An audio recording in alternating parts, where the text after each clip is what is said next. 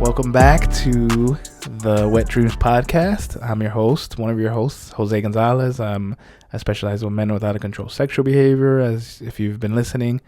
And I'm a licensed professional counselor and a sex therapist as well. And this is... I'm Dr. Brad Hinman. I also specialize in out of control sexual behavior in men. I also see a fair amount of couples in my practice. I'm also a licensed professional counselor, and I'm a nationally certified sex therapist as well. Yeah. So, last episode of the season, not ever, of course. But it's been a crazy ride.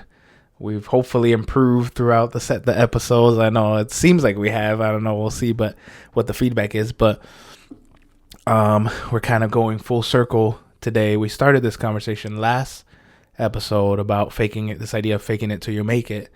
And we kind of talked about sexual expectations that we have, that men have specifically, whether that's you have to last long, your penis has to be big, you have to be able to have an immediate erection and be able to sustain that throughout a sexual encounter. But I wanted to focus today on the emotional part of it, of what men have to portray emotionally. And we kind of touched on that a little bit too, but again, this is a nice way to come back around from our first episode when we talked about those expectations and what us guys go through, but we're bringing it right back around of the whole premise of this podcast, of this idea that as men we're expected to be a bunch of different things. We're expected to be a provider. We're expected to be strong. We're expected to know what we're doing. If we don't know, we're expected to figure it out pretty easily. Whether that's like stuff around the house or whatever, kind of the manly duties. And we're also expected to be vulnerable, and are expected to know how to be vulnerable. Yeah. All of that stuff. So that's what we're talking about today. Those emotional kind of expectations that we have on men, whether it's with dealing with their emotions. So that's what we'll end the season with, emotions, of course. And if you're watching the video part, you can see we have our emotions wheel pillow. I have that in line of sight of all my clients to rate their emotions. But yeah, what are your just initial thoughts about all of that stuff that I just talked about? What are your thoughts? I think that men are acculturated, at least in Midwest America. I always add that Midwest America because that's where I'm from. So, right.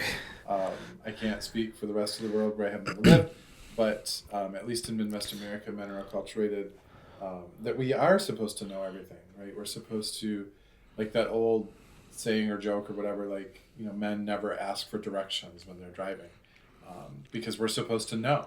We're supposed to intuitively know, even though we've never been in a place. We're supposed to know how to get there, know where to turn, know what the speed limits are, know where the traffic construction is or whatever. We're just supposed to know, and many men kind of play into that because we don't stop and ask for directions, right?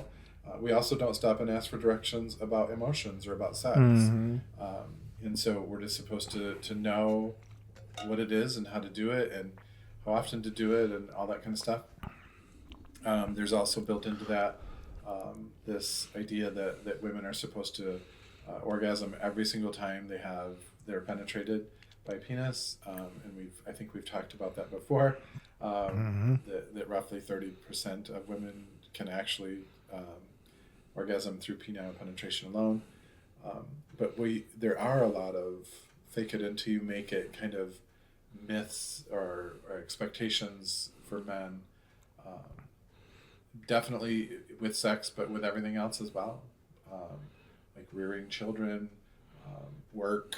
We're supposed to, we're never supposed to ask for help because that's weak. Right? That's the idea. That's a stupid idea, but it is out there. That that we. It's we are programmed to avoid the appearance of weakness. Right, exactly. It's that idea of being all put together at all times, and I think one of the things that comes out often with the couples, and I don't know if you've noticed that, I'm sure you have, is this idea of expectations of men to be vulnerable with their partners, which I think they should, but then there's not as much of a like leeway, or not as much like you have to get it right the first time. It almost feels like there's not much leeway to be like, you didn't do that too well, but that's okay, like we're working on it, you know. It's you're having to, there's this expectation that you have to be at the finish line immediately, especially with being vulnerable about emotions. There's that expectation. I don't know if you've noticed that with your couples. Yeah, that they're, even with my people that I work with, like there's an expectation, I think, that they get from themselves, that they're supposed to do therapy correctly, right? Like there's like, I need to be the perfect client. I need to do this correctly. I need to, and also that kind of spills over into, I need to be fixed in one session, right? Where they want to even do therapy correctly. They don't want to ask how therapy works, or what it is that we're going to be doing in sessions. Like they and if they're not perfect, if they're not, you know, if they're coming to us for out of control sexual behavior, which a lot of both of our clients do, they want the first time that they walk in the door to be the last time that they use. Right? They don't, and it doesn't always work that way. Like if you're trying to give up sweets for Lent or whatever, right? Right. Like you might mess up and eat some sweets. And that doesn't mean you're a failure. It doesn't mean you're weak, right? It just means that you made a choice that you didn't want to make. So make better choices, right? So anyway, yeah. So it's an issue. It's an ongoing issue. Yeah. That spills over into topics that are not sex. Yeah, exactly. And you know, and it's funny because, and most counselors will know that we often will tell our people, like, things might get a little worse than before they get better or whatever, but there's still that expectation, like, come in, like, talk about it for a session, and then we're gonna get better. You know what I mean? And that's also why, you know, we've definitely talked about that before, of this idea that when guys like kind of withhold stuff from us, but from their therapist, of like, there's this expectation that there needs to be a linear progression of like, I'm getting better, and then I'm gonna get to the end goal of what with our guys, like whether that's not viewing pornography, because that's their goal, or any of the out of control sexual behaviors. There's that expectation of it goes from A to B. So it's A is not being well, B is like you're good, you're done, right, you know. Right. So in between there often will hide things, or it'll come out later, whether the wife found out something or it's gone kind of off the rails, and they're like, hey, this is actually what's been happening, you know. And I think that plays a lot into that part, that factor. Yeah, it's not every client, but I'm always surprised how many clients they're paying us and then they lie to us, right? Like it's, right. And when I find out that they've been lying, I'm like, well, why have you been lying to? You know, they go, why did you want you to think that I was weak, or, you know, I didn't want you to think I was doing this wrong. And I'm like, but you're the one that's seeking help, right? It's not up to me to judge you. It's not up to me to tell you even how this works, like how recovery works, right? Or how sexual sobriety works. You know, it's really up to you to figure that out. I can help you. You tell me where you want to go, and I can help you get there. But we're not going to judge you. We're not here to like tell you that you're doing it wrong, you know, or that you're not recovering fast enough or something. Right? Like and every person's different. Every person does it differently.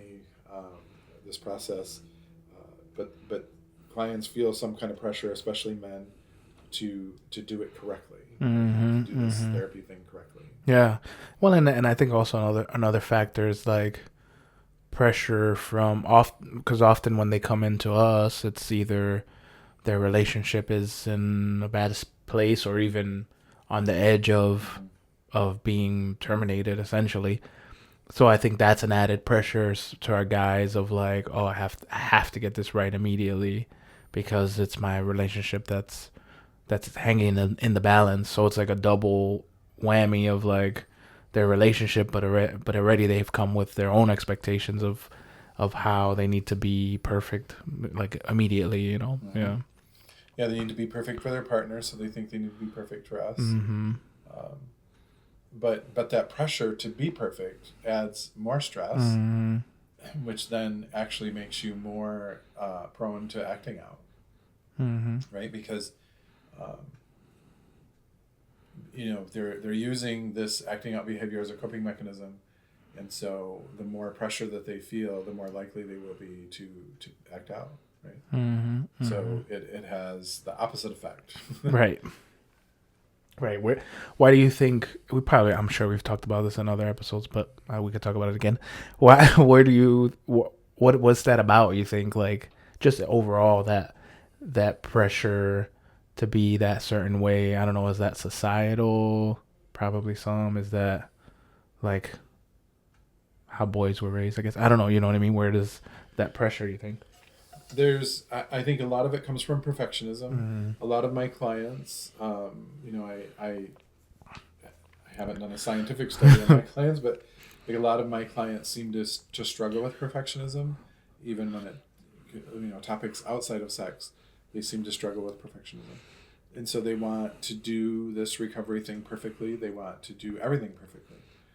They want to be the perfect client, right? So, and so there's that. Another reason is they're used to lying. Yeah, true. And so they've had to cover this up for a long time. I mean, even if a client is, let's say, 30 years old and they come to us, they've still been acting out for probably 15 years, right? 14, 15, 16 right. years. Minimum. So, yeah, minimum. Right, exactly. And so that means they've been lying about it. They've been hiding it. They've been keeping this secret. This big part of their life, something that they do every day, sometimes multiple times a day, that they're keeping that a secret from everyone. Yeah, they might have been caught in it once or twice. Mm-hmm. But then they're like, oh, yeah, that's the last time I did that. I don't struggle with this anymore. But they really are struggling with it still every day. And so... hate to throw anybody under the bus there that might be listening, but and so that's something that I do talk to my couples about, the partner who's not acting out. I say, hey, this person's been lying about this for decades, right? They've been keeping this a secret. It's really hard for them to talk about it in the open, especially with you here, the person that they love the most, and they want to be the most happy, right? Them talking about their own struggle is making you unhappy, and so they're going to try to hide that from you. Even the struggle after they're discovered, right, and they're forced into counseling, they're still going to try to hide that because that's what they've been doing for 20 years. And so I think perfectionism, but also they're really used to lying about this topic and keeping it a secret, and so those two things. Plus men are not acculturated in Midwest America to talk about their feelings, and that's why we have the feeling wheel, right? Because men need help talking about their feelings. They struggle to even identify what they're feeling in any given moment. It really blows their mind that people can feel more than one emotion at the same time. It's hard enough for them to identify one emotion, let alone 5. Right. And so it's... So they identify naming the emotion, but then they struggle with, what am I supposed to do with this emotion once I know what it is? Am I supposed to punch people? Is that going to be the solution to everything? No. Right. So I think there's lots of reasons that play into that. Right. Well, I love I'm pretty sure I stole that from you. Half the things I feel like I steal from you, but that's another topic for another day. But the line about like the 10,000 hours or whatever, and I apply that to a lot of things, but in this scenario, it's like they've become, if it takes 10,000 hours to be an expert at something, they've become an expert at lying because of, for sure, they've done it for more than 10,000 hours. Both that and also their out of control sexual behavior. So they're probably a pro at watching porn, or Yep. the pro at talking to females online, or pro at whatever, insert sexual behavior that they're unhappy with. So they're an expert at that. So I love that. Like, I tell my clients that too. Like, you're an expert at looking at porn and masturbating. Like, you have perfected that. yeah. And then they usually, what's their reaction? Usually they look at they're shocked that I said it out loud, and then they're dismayed. They're sad that that's the truth, because they know it's the truth. But then also, I think in a previous episode, I mentioned that men masturbate incorrectly, especially when they're looking at porn and masturbating, because if I didn't mention it in a previous episode, let me just mention it again. That when men masturbate, their body is stationary typically, and they're moving their hand to masturbate, and that's not how we have sex, typically. And so, but also men masturbate. They tend to masturbate in the same exact position. So if they're laying down, then they're always lay down every time to masturbate. Or if they masturbate in the shower, then they're always standing when they masturbate. They're never laying down, right? So that's one thing that I tell my clients, that when you masturbate, change positions halfway through, right? Because that's sometimes we have to do that during sex. Like, our elbows get tired or our knees get tired, so we have to change positions. Or put a condom on halfway through your masturbation, because that can also happen when you're having sex. And so you're practicing moving or changing positions. The idea behind me telling people that is so that you don't lose your erection when you're having sex with a real person, with a real human, another person, that you won't lose your erection when you have to change positions or put a condom on. Right. So what you're saying is, a lot of our guys are experts at masturbating wrong. Yes, correctly. Yes, that is correct. That's what I'm trying to say.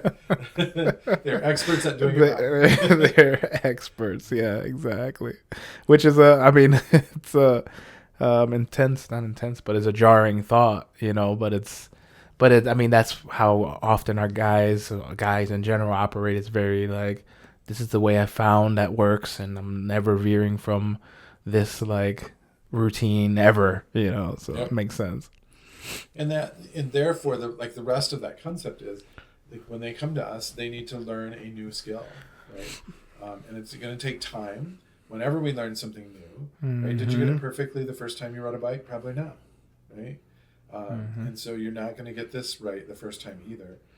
That's not an excuse for you to continue doing something wrong that you're trying to stop, but it is, I suppose, permission to learn a new skill, and you're going to suck at it at first. And so you have to keep trying. And if it doesn't work, you have to keep trying. Maybe try it a little different, or do something a little different, like go to therapy. And then hopefully over time you will learn to do it correctly. Right? Yeah, definitely. So it's like giving yourself permission to fail, really. I mean, I think that brings us back, I feel like, a little bit to the perfectionism thing. But that's like a direct, like, antidote to perfectionism, I feel like, is allowing yourself permission to fail and to, like, improve on things, and know that you're not going to get it right exactly the first time, And I think, when I hear perfectionism, I feel like I've had some comments about that from clients. Anyways, but, the thought that immediately comes to my mind is like, I'm not a perfectionist. I could hear, like, a client saying, I'm not a perfectionist. Like, it's not like I keep my office super tidy, and I'm not, like, I'm kind of messy, but, like, how can I be a perfectionist? So I wanted to bring that. How could they be a perfectionist if they're not clean like that, I'm trying to think of of a short way to explain that. Just because someone keeps an untidy office doesn't mean they're not a perfectionist, right? It's sort of similar to, like, when people talk about obsessive compulsive disorder, and they're like, yeah, but my car is a mess or something, and I'm like, that doesn't automatically exclude you, right? There's other ways for things to manifest themselves, and so you can be a perfectionist when it comes to relationships or when it comes to sex, right? If you you just want things to work out in a certain way, and you're also not used to failing, right? Because if you do fail, I don't like that word. We'll come back to it. Yeah, I got you. If you do fail, then you keep that hidden or you lie about it. Right? And so, so you're still a perfectionist, even though you fail, because you're not counting that. Yeah. Because other people don't get to see that. And so, right. Yeah, it's to me, and I could be wrong. People can argue with me if they want. Sure. To me, perfectionism is wanting to do things correctly every time. You want to be perfect every time, and so there's times when you may be writing an email to your boss or something, and you revamp that email over and over and over again, and it ends up never getting sent because it's not perfect, right? So that would be an example of perfectionism. Or you want to impress your spouse with this wonderful vacation or something, and so you're planning all this elaborate surprise and all these elaborate things, right, to go with this.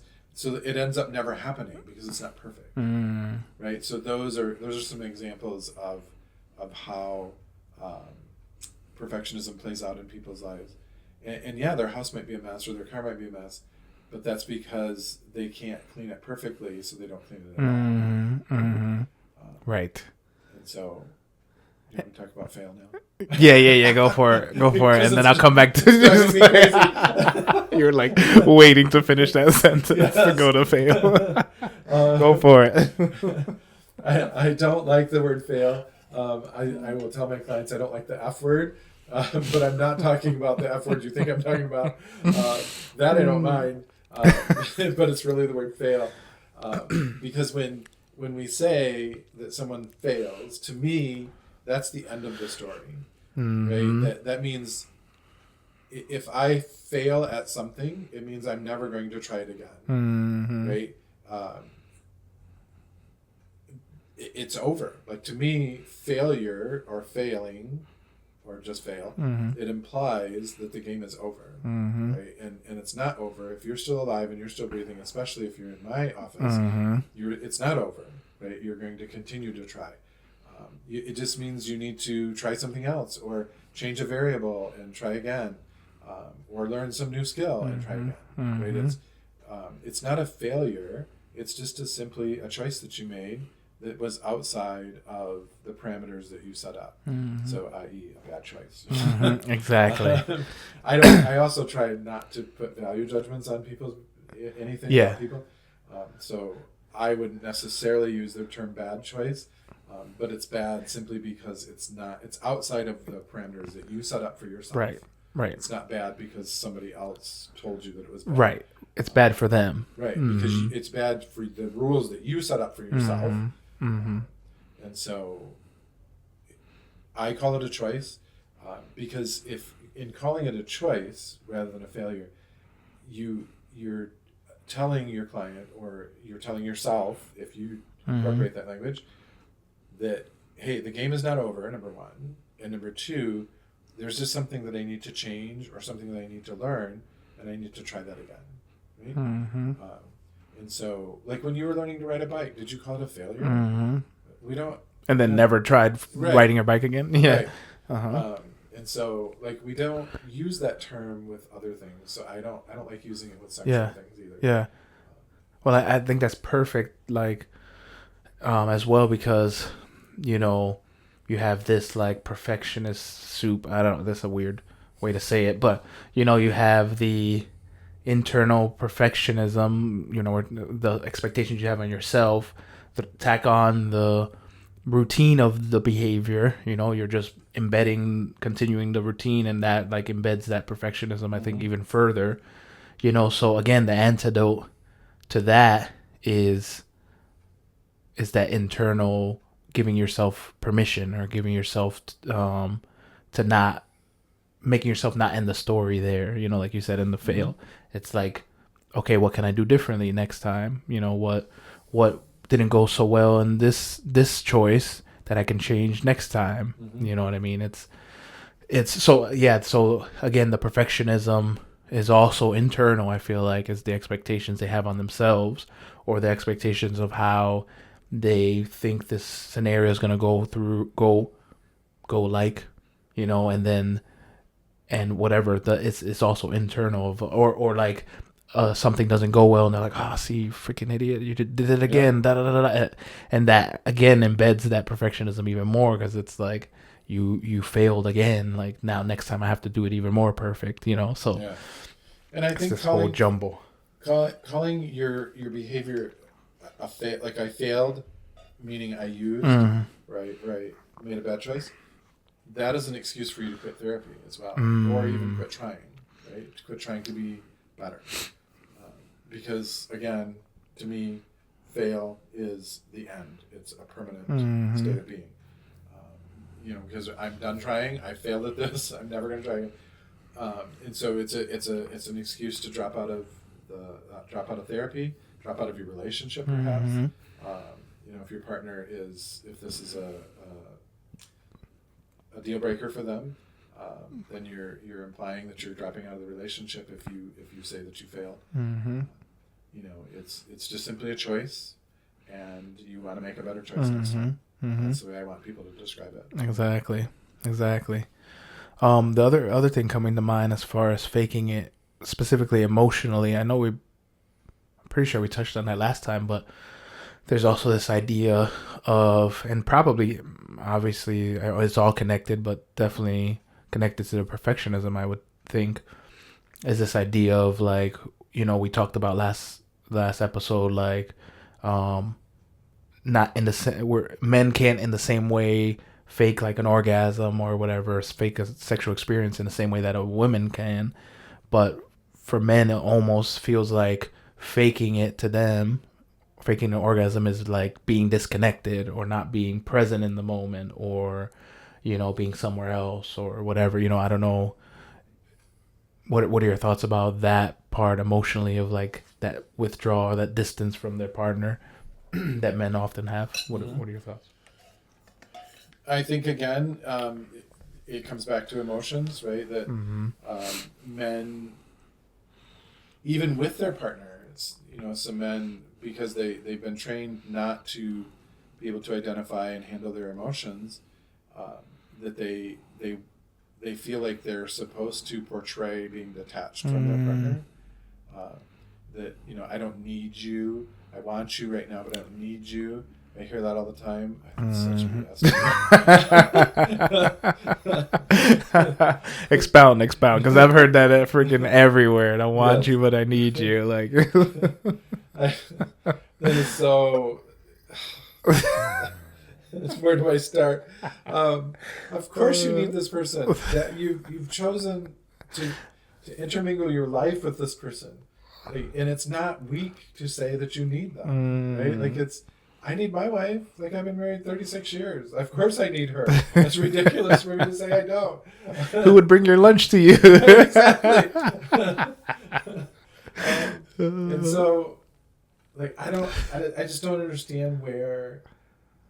Well, I kind of do understand, but I don't like that has become the norm for us to not say that we don't need anybody, right? Oh, okay. So you don't need anybody. Go live in a cave in Afghanistan by yourself. Then, like, with no internet, nothing, right? No money, nothing. Like nothing but anything that you've raised yourself, right? That you planted the seeds, or you drilled the hole and got water yourself, so you don't need anybody. Right? Like it's ridiculous. Yeah, like, it's Yep. Now we're gonna get people mad at us for that. Yeah, maybe that'll be more views. No, I don't know. Yeah. Cause some drama. Yeah, but I mean, it's the same as it's that also is similar to when guys are single or whatever. It's that same like you have to be smooth, kind of detached, and not like too like into this person. You know what I mean? And that, of course, like there's the extreme of like being overly needy or whatever. Sure, but at the same time, like why don't you just be real and say you need them or say you love them or say this is what you bring to my life? Like why does it have to be a game of like of this withdrawal of, you know, I gotta be cool under pressure or, you know, I don't have to show that I'm into them that much or whatever, you know. I don't know what that's about, but yeah, we just have become so used to not saying what it is that we really think and feel, right? That somehow we have to keep that hidden, and we have to play these games, and you know, like you said, like we have to be smooth, you know, and that's why saying I love you first, you know, in a new relationship is such a big deal, because you said I love you, and so now what am I supposed to do, right? Like if I don't say it back, then now that's weird, and so but if I do say it back, then somehow we have committed to a life together, right? We're already married now, yeah. And so like. And then love becomes intertwined with feelings, which it is like love is a feeling. It's not a feeling. Anyway, that's another episode. And so it's just that's just another weird human thing that we go through. That who says I love you first, but the implication is there that somehow. Again, that makes me weak, right? If I owe you something, i.e., you told me that you love me, so now I owe you something, right? That now we're weak, and now we don't have it all together. We're not perfect, right?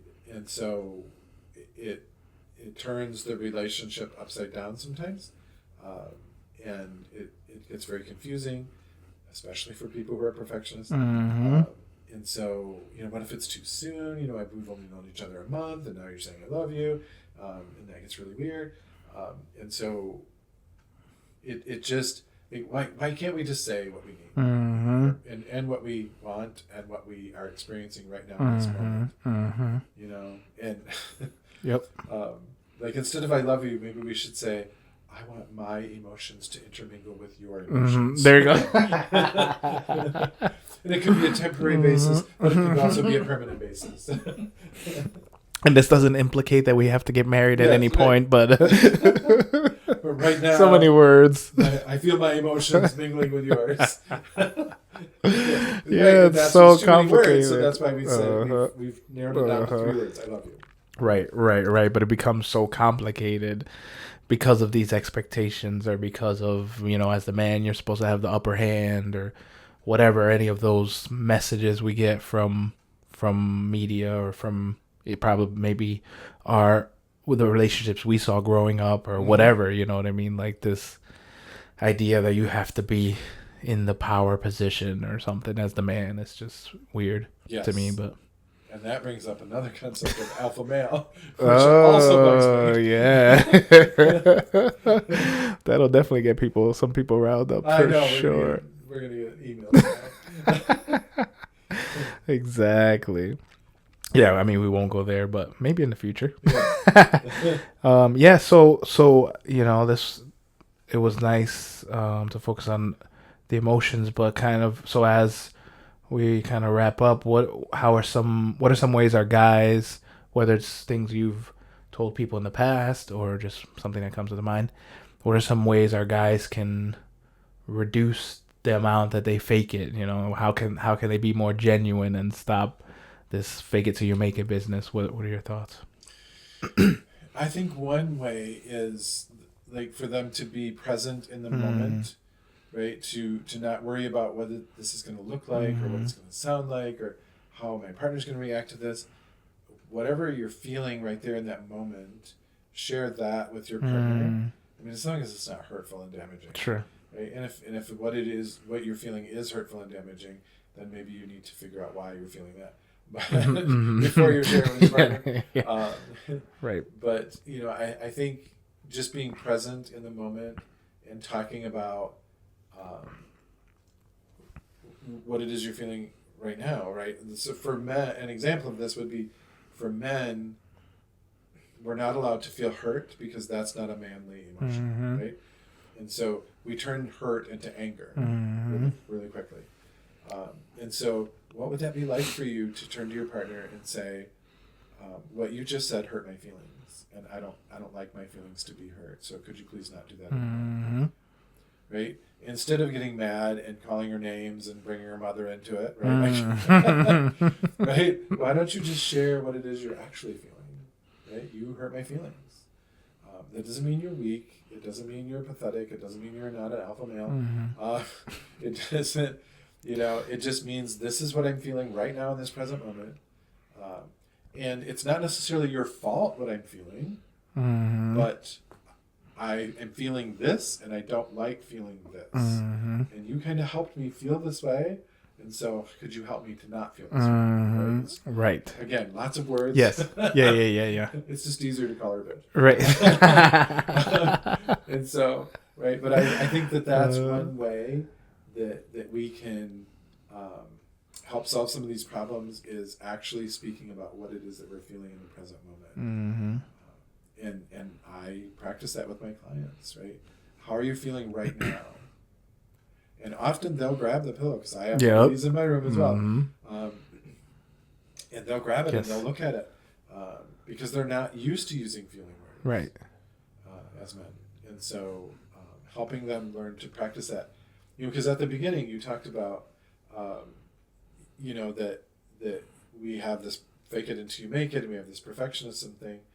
And so men have spent this whole lifetime not talking about their feelings, and then they get in a relationship and they're supposed to be expert at talking about their feelings. But we're not. Exactly. And so I feel like that's some of my work that I do with them, is to help them to start talking about their feelings, so when they're with their partner, they can actually talk about their feelings, which is what their partner often wants. Because that's a complaint that I hear a lot from women, is he never talks about his feelings. Well, it's because he doesn't know how to label them. Right, exactly. He doesn't know how to talk about them. Yep. Yeah, I mean, and with that, you know, my advice would be going back to that permission to fail, both permission to fail and be bold, you know, like in that process of learning how to identify the emotions and express them or whatever, like you're gonna not do well at first, you know, whether it's like assertiveness or whatever. But one of the first things I tell guys is like, try practicing on people that it's lower stakes, you know, whether that's a worker at McDonald's or whatever, maybe not like, oh, you hurt my feelings, but expressing an emotion or something like, this is annoying, or I'm annoyed when this is the policy, you know, whether or not something happens from it, that's not the point. It doesn't matter. The point is like you expressing your emotions, or whether it's the telemarketer on the phone, like, this is like taking up my time and I don't like that, or I feel like cornered right now because you're putting me in a position that I have to spend money, whatever, you know, like, again, the point is expressing those emotions, and often it's a little bit easier to do that with people that are as less stakes than going to your partner and saying, oh, this hurt my feelings. Like, that might be a little bit hard to do at first, you know? So it's like giving yourself permission to just try and get it wrong, and then you try again, and you try with a random person, and then you try with a friend that's closer, or an acquaintance, and throughout that process there's going to be times that it's not going to go exactly how you expected. Sometimes for the better, because sometimes we negatively think about, or we're pessimistic about it, but sometimes negative, you thought it was going to go well and it didn't go well. But again, it's that giving yourself permission to fail, and building up with smaller, kind of more manageable experiences. You know, that would be my thing. Perfect. Sweet. Awesome. Yeah. Well, thanks for listening. This is the end of the season. It's crazy to think about. It's insane. I mean, we'll be back, but we're thinking about changing up the format a little, maybe having some pockets of like 5-episode themes, so that's going to be a little bit of a switch. And we'll probably have a few episodes in between seasons. While you're gone, we'll get the new guys on the podcast, and we'll see them. But yeah, I mean, it's been a pleasure doing the first season, and I'm excited for what the future holds. And I appreciate everybody listening and following and all that. All our socials: Facebook, Instagram, TikTok, Wet Dreamz with a Z podcast. Thanks for listening. Tell your friends. Yeah, this is good stuff. It's good stuff. But awesome. Thanks for listening.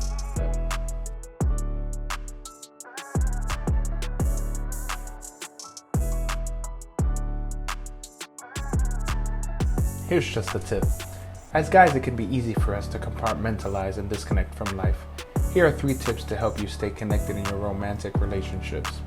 1. Communication is key. Open and honest communication is crucial in any relationship. Take the time to talk to your partner about your feelings, thoughts, and experiences. 2. Quality time together. Spending quality time together is essential for maintaining a connection. Engage in activities that you both enjoy, whether it's going for a walk, cooking a meal, or watching a movie. 3. Show affection and appreciation. Physical touch, compliments, and expressions of love play a significant role in maintaining relationships. Show affection through hugs, kisses, and other gestures that convey your love and appreciation. For more tips like these, check out Wet Dreamz Podcast on most social media platforms. The Wet Dreamz Podcast and any content posted is intended for general information, educational, and entertainment purposes only. We are not responsible for any losses, damages, or liabilities that may arise from the use of this podcast. It is not intended as a substitute for the advice of a physician, professional coach, psychotherapist, or other qualified professional, diagnosis, or treatment. Listeners should not disregard or delay in obtaining a medical advice for any medical or mental health condition they may have, and should seek the assistance of their healthcare professionals for any such conditions.